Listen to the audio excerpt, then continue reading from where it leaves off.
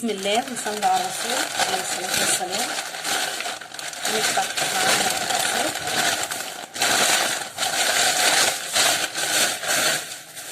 نفتح معانا الفسيخ.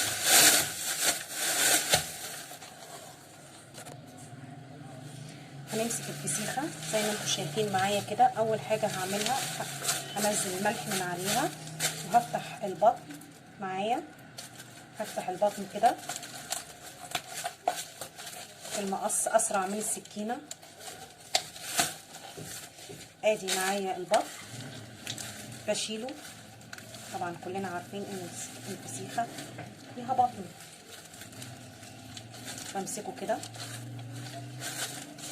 افتحها كويس. امسك البطن ده بالمعلقه واحده واحده كده زي ما انتم شايفين بالمعلقه. بشيله كده على ناحيه خالص واشيله بالمقص مع الراس.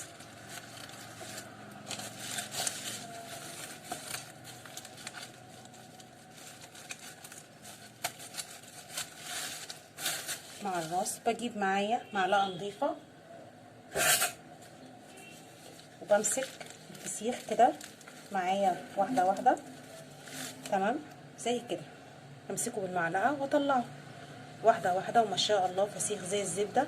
الفيديو ده انا عاملاه قبل رمضان عشان رمضان جاي، فلازم ناكل فسيخ قبل رمضان. ودلعي نفسك بقى. معايا هنا الفسيخه انا فتحتها ما شاء الله عليها. شلت هنا بالمقص الزوايد دي وشلت البطن، وهي اللي عايز ياكل كده ياكل كده.